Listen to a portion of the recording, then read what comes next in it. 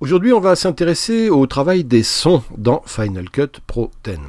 Alors, avant de travailler les sons, il faut d'abord commencer par changer la présentation des plans dans la timeline de manière à faire apparaître de manière optimale les pistes son. On a moins besoin là de voir les images, la partie image des clips en gros. On a plus besoin de voir ce qui est tout en bas, la partie son ici. Donc, pour changer cette présentation, ici, on va cliquer sur ce petit bouton. Et ici, on va venir prendre le deuxième sélection. Le premier, ce serait un affichage qui ne montrerait que le son. Là, on a quand même besoin de voir un peu les icônes images, les petites images des clips, mais enfin, on peut les mettre en tout petit, donc on choisit ça. Vous voyez ici le changement, c'est maintenant plus sympa, on voit beaucoup mieux les pistes son. On va refermer ici, et puis autre chose, il faut s'assurer que le snapping audio, c'est-à-dire l'audio pendant le survol, est bien sélectionné. Vous voyez, si ce n'était pas le cas, ce serait ici qu'il faudrait le faire. Là, vous voyez, je l'entends plus. Donc je le remets, parce que j'en ai besoin pour le coup. Donc ça, c'est fait. On peut dans le dashboard ensuite faire apparaître, vous voyez, en sensant ici, les vumètres sur le côté. Vous voyez, si j'appuie ici, j'ai 5 vumètres qui apparaissent ici. Alors ça, les 5 vumètres, des fois ça peut être que 2, ça dépend si votre projet est en stéréo ou en surround, sans surround. Là, en fait, si je regarde les propriétés de l'élément, je retourne dans la bibliothèque des projets, ce projet qui s'appelle Cameroun, si je le sélectionne et que j'appuie sur I, vous voyez en haut ici, c'est du 1080p en HD, et que le son est surround 48 kHz. C'est à cause de Dolby Surround qu'on a donc ces 5 pistes ici, même si nous, pour le moment, on en utilise vraisemblablement que 2 tout le temps. Si je choisissais un autre projet qui est lui en stéréo, pour vous montrer la différence, par exemple celui-là, celui-là, vous voyez, qui est en stéréo 48 kHz, j'ai un vumètre avec 2 ici, si j'en lis un petit bout. Vous voyez ici, j'ai que 2 pistes sur le vumètre. Voilà, on va retourner sur notre projet préféré. Donc on a notre son ici qui est affiché en gros, on a notre vumètre ici. Alors maintenant, l'inspecteur ici, on n'en a plus besoin, donc on le ferme. On va se mettre au début et écouter ce projet. Lisons ici le début du film.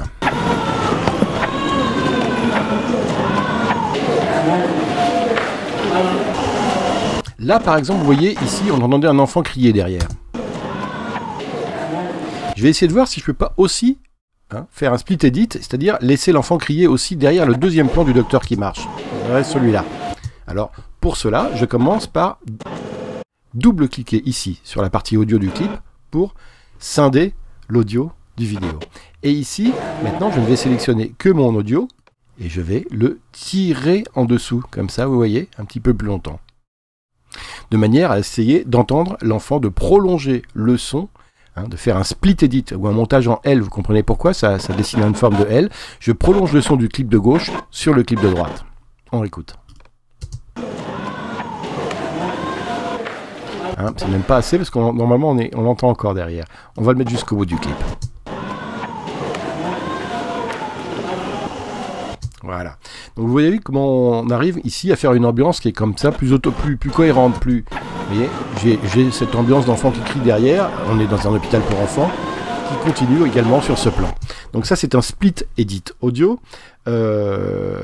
C'est aussi, vous voyez, le fait que je tire comme ça automatiquement, l'effet de la timeline magnétique qui est propre à FCPX. C'est-à-dire que ça aurait été un peu plus compliqué à faire dans l'ancienne version. Il aurait fallu s'assurer que quelques pistes soient verrouillées pour pouvoir le faire. Maintenant, on va s'apercevoir ici qu'il y a un problème si on regarde sur le vumètre à droite, pendant que je lis. Voilà, le fait que j'ai additionné les 2 pistes fait qu'à un moment donné, c'est trop fort et qu'ici, vous le voyez, ça va dans le rouge. Le pic-mètre indique un niveau sonore trop fort. Hop, vous voyez ici. Et il va falloir que j'arrange ça. Alors, il faut savoir que pour baisser le niveau sonore, il y a une barre ici. Donc il faut simplement, vous voyez, je prends la barre ici comme ça et je viens baisser le niveau de mon clip. De 8 dB par exemple ici, et là je vais le baisser un peu de 3. Je relis maintenant.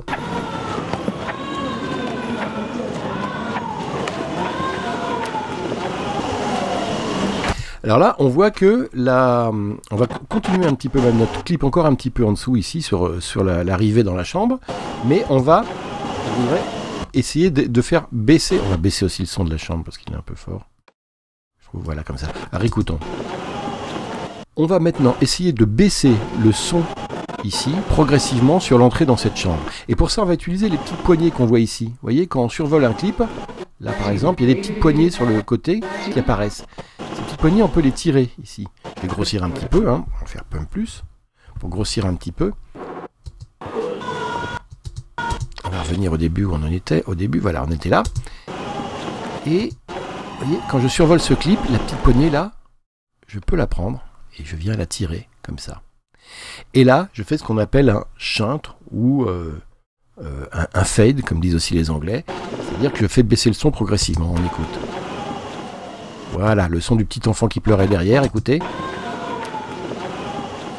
Voilà, il a disparu progressivement. Ce shunt ici, vous voyez, automatiquement, il a une forme un peu logarithmique. Alors pourquoi?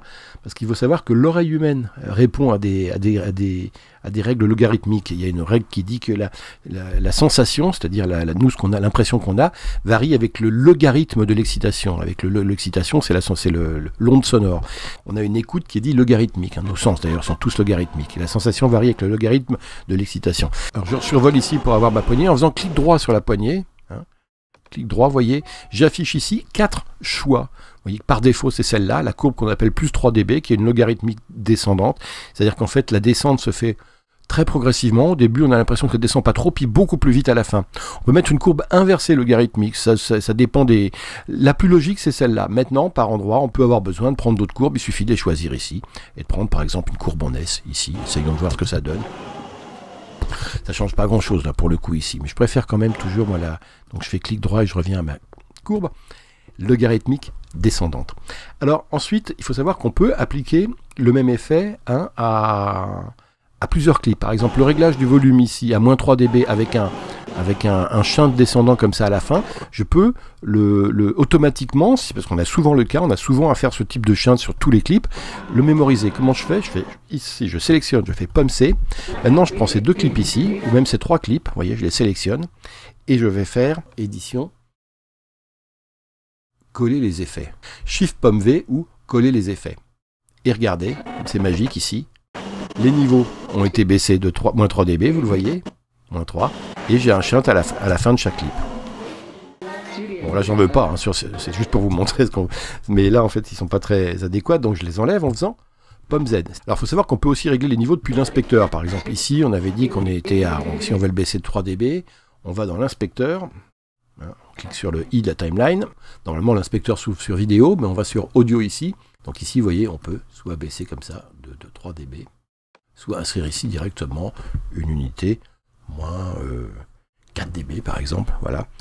Et hop, vous voyez que mon son ici est descendu de moins 4 dB. Alors il existe aussi des raccourcis clavier pour ajuster rapidement un volume sonore. On sélectionne le clip, par exemple, et on fait CTRL plus. Pour faire monter, vous voyez, l'onde suit, ou CTRL-.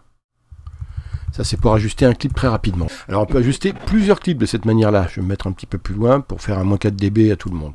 J'ai plusieurs clips ici. Et là, je tape moins 4 au clavier. Et vous allez voir que l'ensemble des clips va descendre de moins 4 dB. Vous l'avez vu ici, celui-là maintenant, moins 4, celui-là, moins 4, celui-là, moins 4. Voilà, et bien écoutez, c'est pas mal, on va continuer le son dans un prochain tutoriel. Déjà, on s'arrête ici pour aujourd'hui. Merci et à bientôt.